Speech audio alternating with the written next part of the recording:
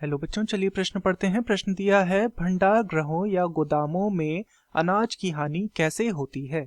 तो इस प्रश्न में हमसे पूछा गया है अनाज की हानि के विषय में, अर्थात इस प्रश्न की जो मुख्य अवधारणा है, मुख्य अवधारणा जो इस प्रश्न में निहित है वह अनाज की हानि के विषय में है।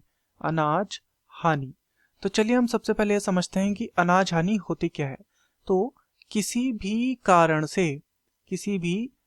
से जो अनाज होता है, अनाज उसका खराब हो जाना, खराब होना, यह कहलाता है अनाज की हानि। मुख्यतः इसमें दो कारक जो होते हैं वह जिम्मेदार होते हैं, दो कारक उत्तरदायी होते हैं।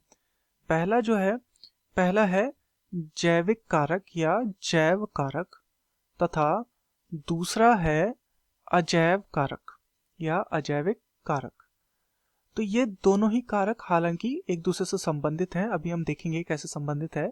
तो जो जैव कारक होते हैं, जैव कारक में क्या आते हैं? जैव कारक में जैसे आते हैं कीट, कवक या जीवाणु इत्यादि, ये सभी किस में आते हैं? ये सभी आते हैं जैव कारक में। तो ये क्या करते हैं? ये कीट, कवक या जीवाणु, ये सभी फसल की गुणवत्ता को समाप्त कर देते हैं। गुणवत्ता समाप्त कर देते हैं। गुणवत्ता कैसे समाप्त कर देते हैं? गुणवत्ता ये इस प्रकार से समाप्त करते हैं कि ये अनाज को खोखला कर देते हैं।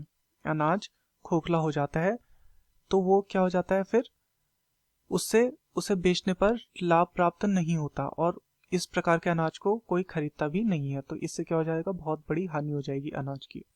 दूसरा जो अजैव कारक है, अजैव कारक में आते हैं ताप, दाब और नमी। अब जब ये ताप, दाब और नमी ऐसे कारक हैं जो कि प्रेरित करते हैं जैव कारकों को, अर्थात कि कवक, जीवाणु, इन सबको क्या करते हैं?